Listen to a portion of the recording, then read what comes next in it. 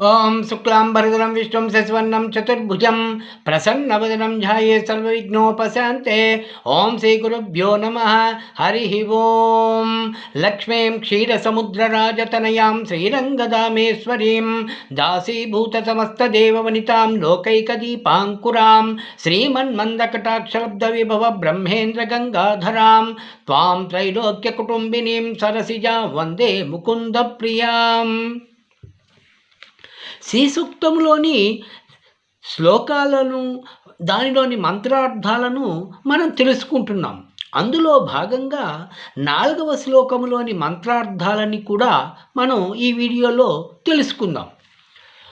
కాంసోస్మితాం హిరణ్య ప్రాకారాం ఆర్ద్రాం జ్వలంతీం తృప్తాం తర్పయంతీం పద్మే స్థితాం పద్మవర్ణాంతామిహోపహ్వయే శ్రియం.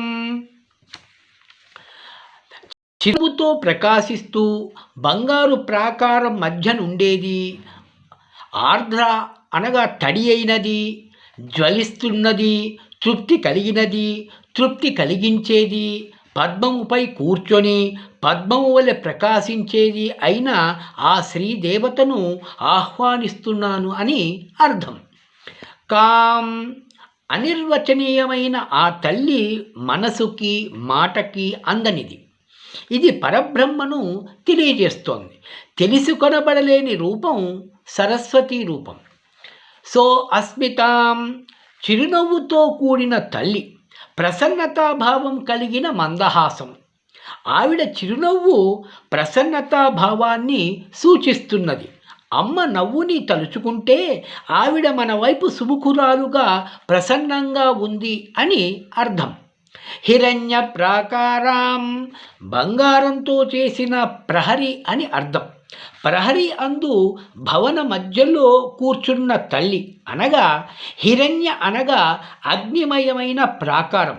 ఇది నిర్మించినది జ్వాలామాలిని. ఈ తల్లి చతుర్దశి తిథికి అధిదేవత. జ్వాలామాలిని జ్వలింపజేసి ఈ ప్రాకారాన్ని నిర్మాణం చేసింది. దీనినే జ్ఞానమయ ప్రాకారం. లలితా సహస్రనామాలలో జ్వాలామాలిని కాక్షిప్త వహిని ప్రాకార మధ్యగా అని చెప్పబడింది. ఆర్ద్రాం అనగా బంగారు కలశములతో నింపిన గంగాజలముతో గజములతో అభిషేకింపబడుతూ తడిసిన తల్లిగా అనగా చల్లని తల్లిగా మనం భావించాలి. జ్వలంతీం జ్ఞానరూపిణి. సృష్టిలో ఉన్న అగ్ని జలతత్వాలు, అగ్ని సోమాత్మకం, అగ్నితత్వము సూర్యుడు, అగ్ని మెరుపు ద్వారా వస్తుంది. జలతత్వము మేఘాలు, నదులు, వర్షములు. ఈ రెండింటి ద్వారా ప్రపంచం నడుస్తోంది. ఆర్ద్రాం ఈ రెండూ కలిస్తేనే సృష్టి స్థితులు జరుగుతున్నాయి. సూర్యుని యందు జ్వలంతిగా, చంద్రుని యందు ఆర్ద్రగా అమ్మ తెలియబడుతోంది. తృప్తాం తర్పయంతీం. తర్పయంతి అంటే మనలను ఆనందింపజేసి తృప్తిపరుచున్నది. ఏది పొందితే మరొకటి పొందవలసిన అవసరం ఉండదో అదే తృప్తి. ఆ తృప్తి ఇవ్వగలిగే తల్లి ఈ సృష్టిలో ఏది మనం పొంది తృప్తిపడి ఆనందిస్తామో అది ఆ తల్లి అనుగ్రహమే. నిత్యతృప్త భక్తనిధి నియంత్రీ నిఖిలేశ్వరి. ఆమె నిత్యతృప్త కనుకనే భక్తులకు తృప్తిని ఇవ్వగలదు. ఇహంలో తృప్తి కలిగించి పరంలో తృప్తి అయిన మోక్షాన్ని కూడా ఇచ్చే తల్లి ఆ లక్ష్మీదేవి. పద్మే స్థితాం పద్మవర్ణాం. పద్మమునందు ఉన్నది, పద్మము వలె కాంతులీనుచున్నది. పద్మం అని చెప్పడంలో వికసించిన వెలుగు అని భావించాలి. ఎక్కడ వికాసం ఉంటుందో అక్కడ ఆ లక్ష్మీదేవి ఉంటుంది. పద్మం అనగా ఐశ్వర్యానికి సంకేతం.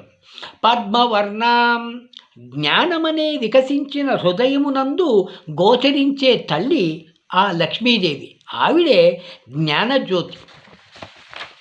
తాం ఆ తల్లి లక్ష్మీదేవిని శ్రియం సంపద, సౌఖ్యము, ఆనందమునిచ్చు తల్లి ఆ లక్ష్మీదేవి.